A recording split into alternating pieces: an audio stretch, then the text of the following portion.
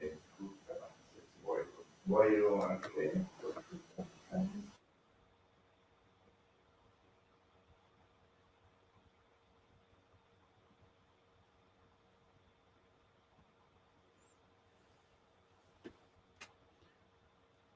Good morning, everybody. Well, good morning from here in the UK. I'm just outside Oxford, and we're going to be trying something a little bit different here today at the Outdoor Journal. We're going to be going live with my colleague at the Outdoor Journal, co-founder Lorenzo, who you see on the right-hand side there. He's going to be telling us a little bit about when he crossed the Simpson Desert with Mike Horn a few years ago now. You're on mute, Zos. I've unmuted myself, so congrats. Oh, we have a stranger in the background, a dingo. There we go. This is live TV. Stuff will happen. It's out of our control. Of course. Well, thanks for having me on. And you didn't have much choice, so sorry. Slim pickings, as they say. But yeah, no, going over the amazing, one of the most amazing adventures I ever went on in the middle of Australia. It's called the Simpson Desert, with the one and only explorer of the decade, Mike Horn, who is quite a character, and we'll get into that later on. But the Simpson Desert has a very particular geography, in the sense that it's classified as the world's biggest parallel dune desert, which means I think it's like 1,000 kilometers, and there are all these very long and narrow dunes which are just parallel to each other, and in between every 100-200 meters is basically solid ground, and then another dune. So then they're about anything between 50 and 100 meters high, and you have to go over them, go down, and then do another 50 meters, and then you just do that like 1,000 times. So you could go parallel to them within these dunes, or you just go over them. And you definitely, if you ever want to learn how your 4x4 works, you definitely go and you shift gear every few minutes, going up these dunes, making sure you don't get caught in the sand. And if you do, you have to be careful, because the person in front of you could be on the other side, and you may go and hit them from the back, which is why we have, you'll see pictures of them in the video. Every Jeep has a 3-meter antenna with like a tennis ball on top, so that if you are over the horizon, you have a little antenna on the back, and you don't run into the person. I guess that's one of the toughest things, right? You need to be attentive at all times. You can't daydream. You can't start thinking about what you're gonna have for dinner later on. You need to be paying attention to that car in front. That actually happened at the very end. We got to one of the springs at the very end. So 3 days without a proper shower and everything. And at a certain point, we actually had to get onto a small dirt road after all these dunes, and had to take a right, like a sharp 90-degree upright.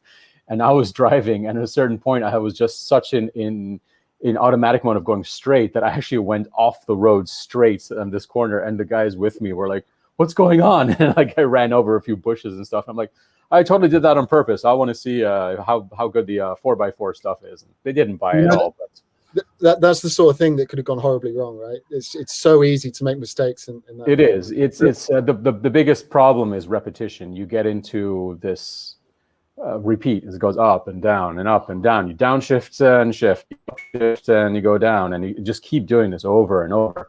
And plus, now new modern 4x4s are all automatic, which takes out even less thinking, and you just kind of go on automatic pilot, and you just expect I can just keep going straight for the rest of my life. But all of a sudden, you've run into the only bush of the entire desert. Well, listen. So you and I we're good at talking, so we should stick to the plan a little bit. Let's do that. But we're going to show you guys a short video about Zoe's trip in the Simpson Desert, just to kind of paint a picture. There's an awesome article that can be found on the Outdoor Journal as well. The description, or the link, is in the description, so check that out. Make sure you don't miss it. One quick piece of housekeeping: we'd really love you to head across to the Outdoor Journal and create an account and join a community. Once you've done so, you're not going to miss out on the next piece of content. You're going to be the first to hear about things, and it's just an awesome place to be. It's the best place to be to connect with the outdoor adventure community. So without further ado, here's the video. Feel free to ask questions. We'll get to those at the end if there are any, and enjoy. We'll be back in a second. Cheers.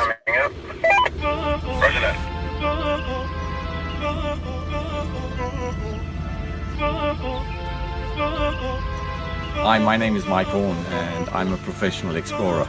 I'm here with Lorenzo and the Outdoor Journal to cross the Simpson Desert. We've got a couple of beasts, the G300 professional G-Wagon, to drive over 500 kilometers over one of the most desolated deserts in the world.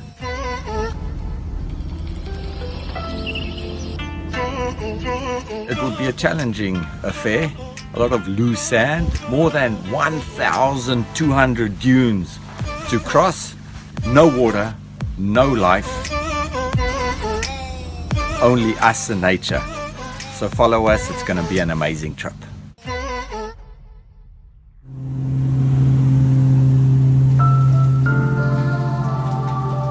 Where are we going? I know, but I'm not allowed to tell you yet. It's a surprise. Why is it a surprise? Because if you know everything in life, then life becomes boring. All right. You've got to go into the unknown. That's So where it's- things happen. So it's the adventure. It's the adventure All with right. a big A.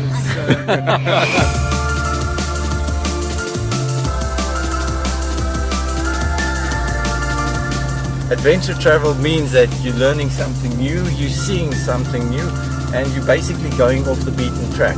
So that to me is more adventure travel.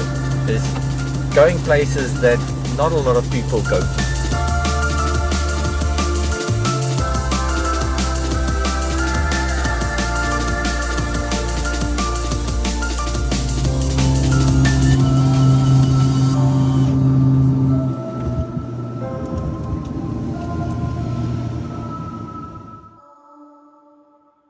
Ready to disembark? Yes, so ready. I was born ready.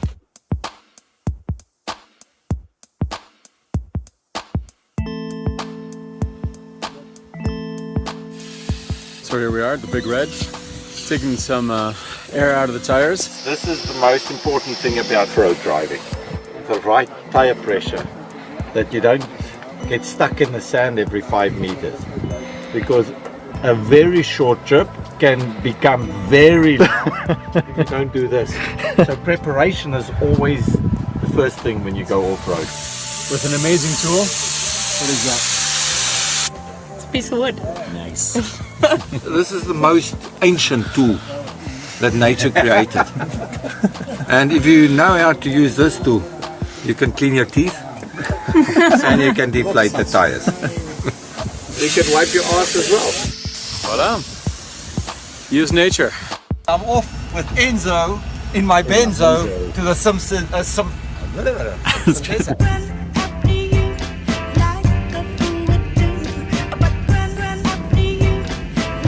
a reminder that you keep sight of the car behind you so that they see where we go and where we turn.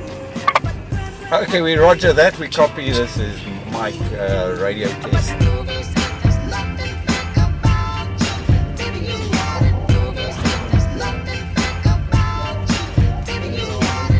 You've got to be a criminal in your own life a little bit.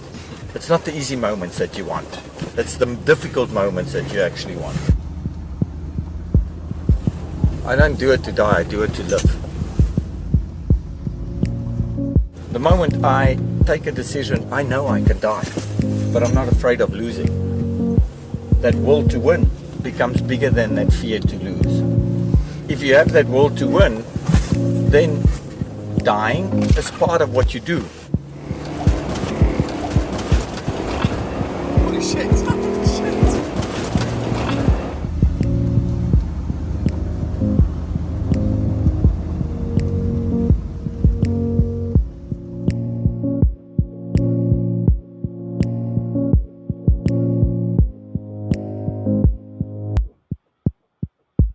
So I'm driving. Yep, and I'm your co-pilot. Oh God.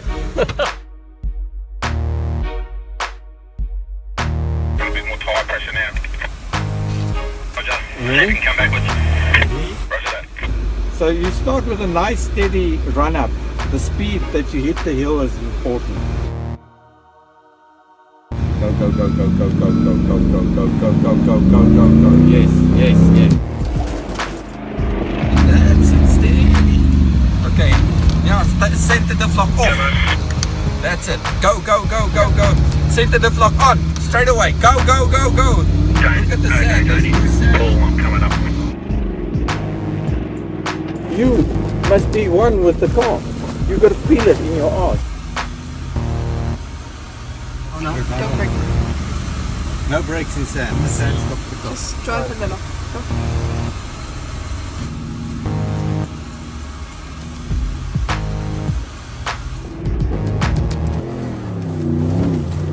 Oh shit, my drone's gone. Where's the drone? I saw it when we were passing by. Oh, yeah, good. Perfect.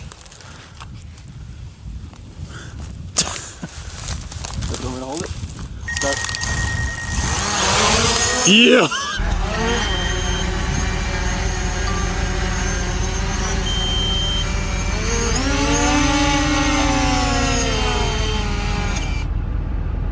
Will there be good shots? All working. All working, great.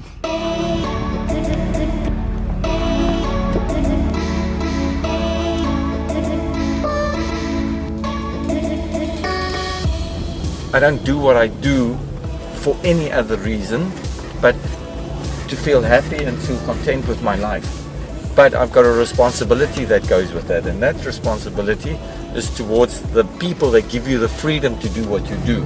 So to be able to take that freedom means that you have to respect one thing: you have to come back alive. I don't leave home because I don't like being at home. I come back home because I love my family.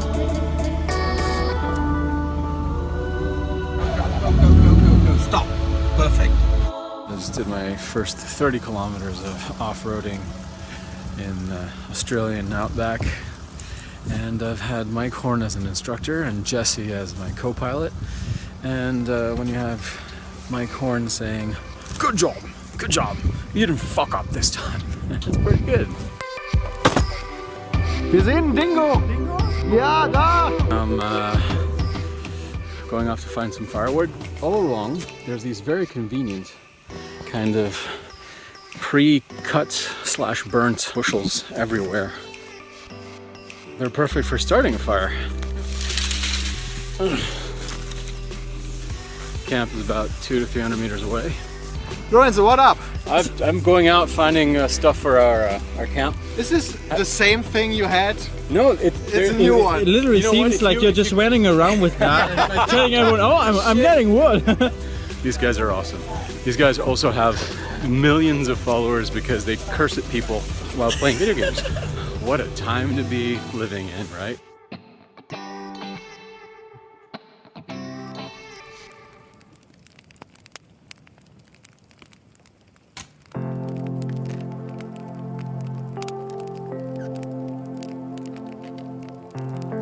Once I took my glove to attach my shoelace. In less than it takes the time to attach your shoelace, I lost 3 fingertips. Frozen. Finished. Gone.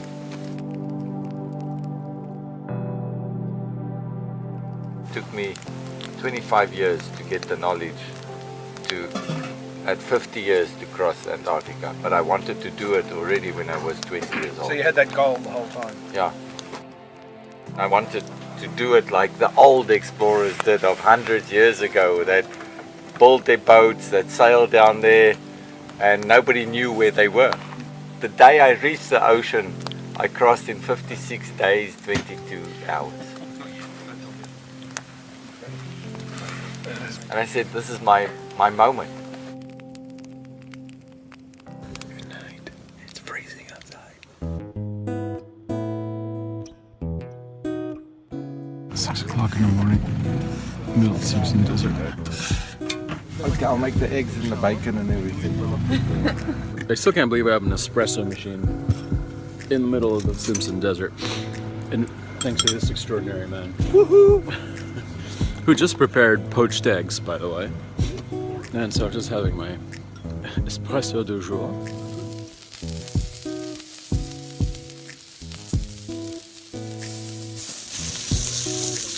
Bruschetta and eggs. It's 9:30 in the morning, and the Germans. Hello, Germans. Hello. We're leaving now for Alice Springs. It's pretty desolate, but then you get to this lake, which is fucking amazing. That's how he dances. He doesn't know no rhythm at all.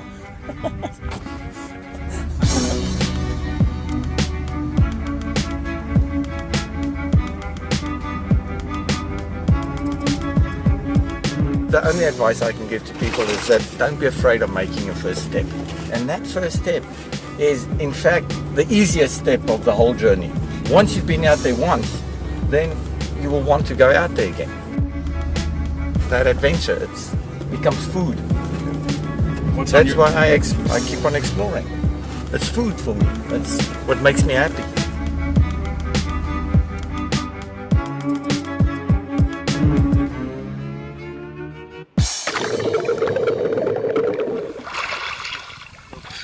La petite sirène.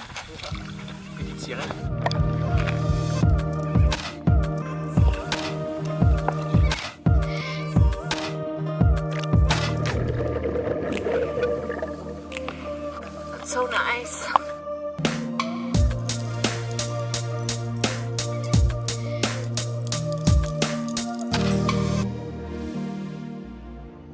We came from Brisbane to Charlesville to Birdsville, jumped in the cars, and literally crossed the Simpson Desert to Mount Dare, and from here to Alice Springs, and then all the way back to Sydney. Not easy to do in 3 days.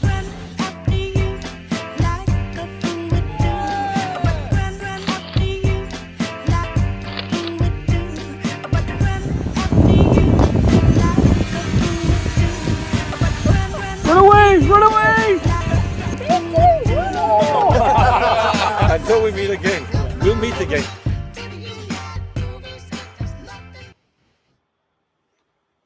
What an amazing experience. It was. I haven't seen that video in quite a long time, so a lot of memories flooding back. It was an epic moment, and Mike Horn is just extraordinary. He's as you see him on TV and on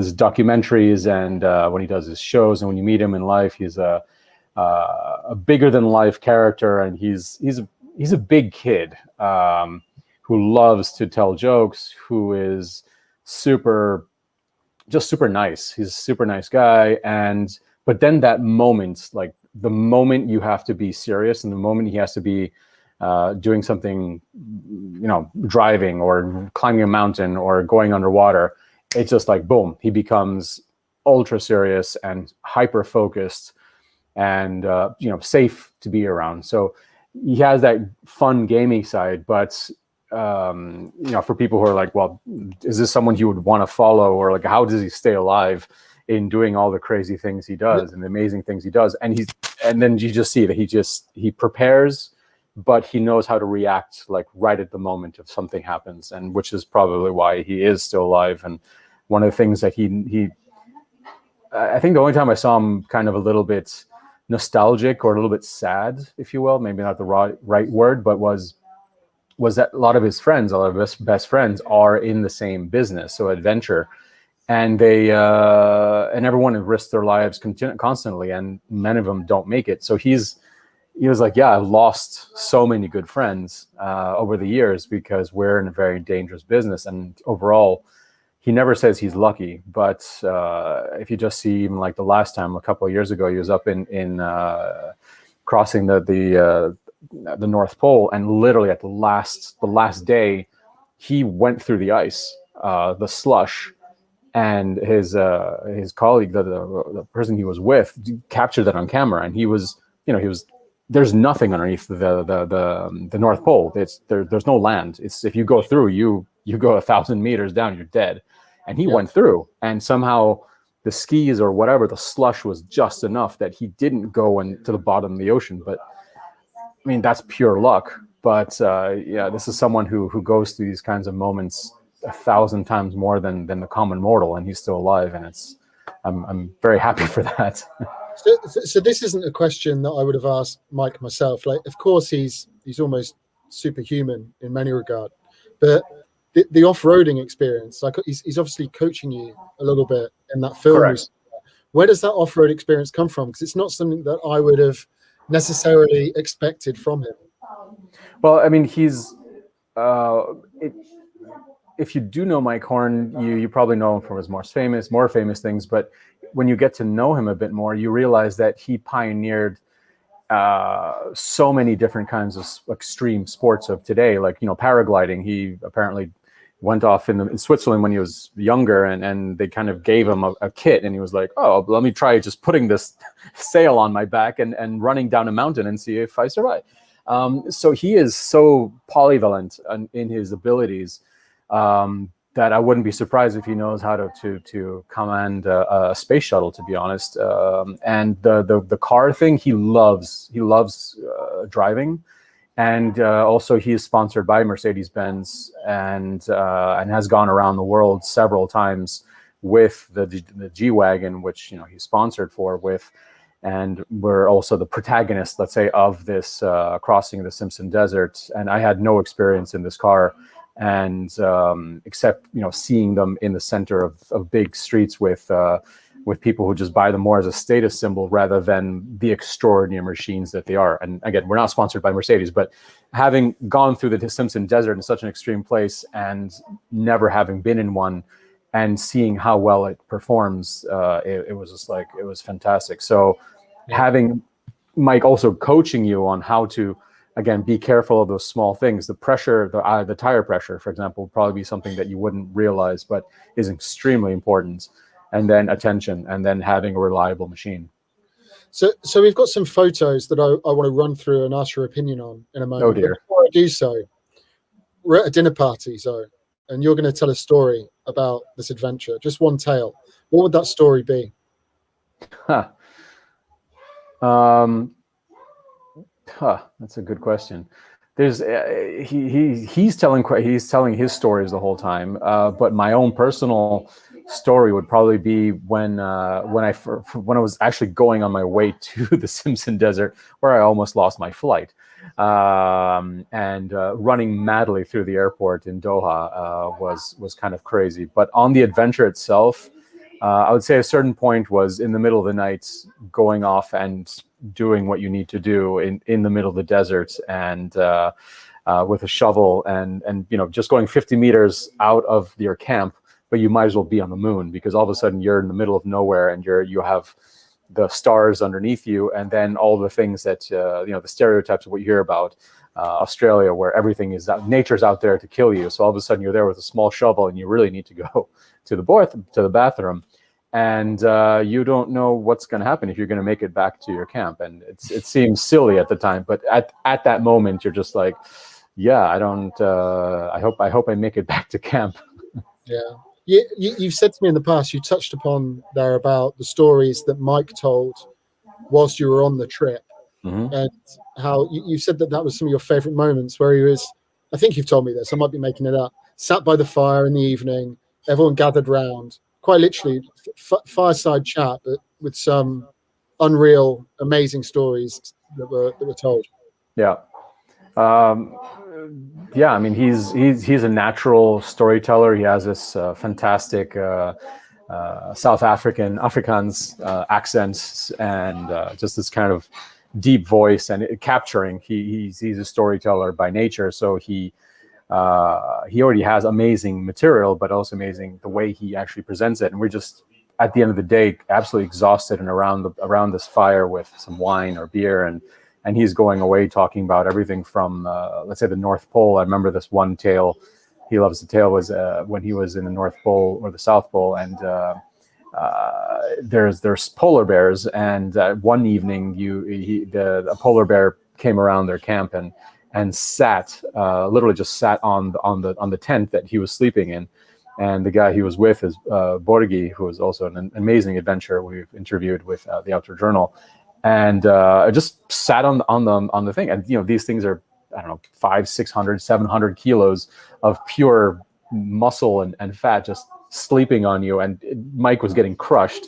And I was like, I don't know if I'm going to make it out. And I can't really yell because if I attract his attention, I'm going to get eaten up by a polar bear. On the other hand, I'm getting crushed. So he asked Borghi to help him. And Borghi is someone who was very deadpan and very silent. He doesn't speak much. And he's like, Borghi, help me. I think there's a polar bear that's sitting on me. And he's like, he just turns to him and said, well, he's not sitting on me, so it's not my problem. And you're like, okay. And it's just the deadpan way he just tells the story is better than mine. But it's just these moments of insanity. And then he's just, you could spend an entire other lifetime with him to extract his tales, which for him now are kind of ordinary, but for us are just extraordinary. And he's got thousands of these anecdotes and these great little sayings and whatnot. We have I think 30,000 days in our life. So how do you want to spend them? So every time I do meet him and say well, we haven't seen each other in X hundred of days. How many days do you think you have left? And we have so much B-roll of interviews with him, especially even from this trip and other things of him just talking, telling these amazing stories. It's very cool. It's a good segue to the first photo that I have here. I assume this is perhaps one of those moments where you're sat around the fire and just, I guess, chilling out, having stared at the road for huge amounts of time.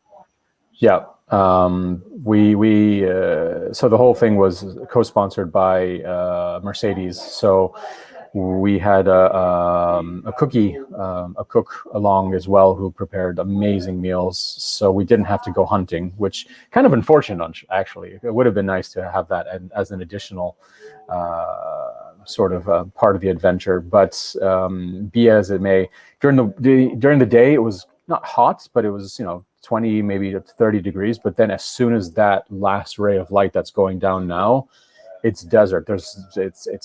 It's close to 0 degrees. It's really cold. So that fire is life. And what sort of food were you eating out there, Zoe? Snakes and things. And no, it was very first world. It was, eggs and steaks and salads. Yeah, honestly, a little bit too much. It kind of took away from the adventure-y part where, maybe you were going to go out there with little, twigs and seeds and berries and try to kind of live off the land. But again, first world problem type of thing. And so that's sunset. A few hours after that, presumably, you got to see things like this. Correct. I mean, that's obviously a time lapse over 10 minutes or so, but that was the sky. It was, you sometimes would look up and as you would follow the embers of the fire you're at, and your eyes adjust and you're following those little sparks going up into the sky, and they lead into the Milky Way. It's amazing. You just feel like you could just reach up and just touch the stars. And just a few days before I was in Paris, and 24 hours later you're literally in the middle of Australia, and it feels like you could just walk into this into the galaxy. It's astounding. It's beautiful. And in many ways, it feels like another world, given COVID, given we've all been locked down for so long. Adventures like this do feel like they're in another galaxy, but hopefully they're coming back, and they're coming back soon. Well, they are. And I think the whole point of adventure travel mostly is that it's out of confined areas. So the adventure travel is probably the best way to get back into the outdoors, into life, into travel. Because we're far away from a lot of people, so much safer, if you will. It's not mass tourism. It's the antithesis of mass tourism. Sure. And explain to me what's going on here. Where are we here? Well, this was the first kind of sign of civilization after hundreds or 1,000 kilometers. So this was the first little sign that we had. And this place is called Mount Dare Hotel, which we have some photographs somewhere in the things. But and bottom left, the street, the road is called the French line, because I think it was because there was French surveyors 100 years ago who went through the entire of Australia, and everyone that passes by obviously puts their sticker. And for the eagle-eyed people watching, the bottom right in the middle of that green circle is an orange sticker, which is yours truly decided to leave a mark of the Outdoor Journal. I see it there. How did you get out of this one? That one was good question. I guess Mike got out of that one. You didn't get out of it quite so much. That was not me. I mean, we all went through the same road. So, but while you're in these machines that are fantastic. They get through everything. So this was.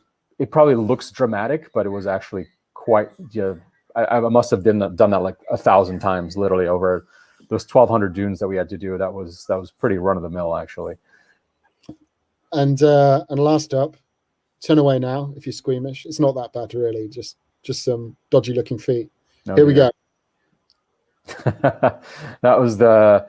That was in Civilization. That was back. I think it was on the plane ride back to Civilization, and I think I hadn't looked at taken off my shoes in 3 or 4 days. So I just had this lighting and the state of my boots after days in the desert, and I don't know. I have this artistic streak and decided to share that with the world, and I hope you haven't been disgusted by that yet. But I think your feet are beautiful, Zoe. Beautiful. I didn't say it, but actually on the expedition they had a masseuse and all that kind of stuff. A pedicure, a manicure, whichever way around it is. Of course, it's a traveling spa. It was a little minibus, and every evening, every morning, you have a little masseuse and jacuzzi on the back. Sure. Exactly. Well, listen, thanks for your time today. Really appreciate it. Thank you.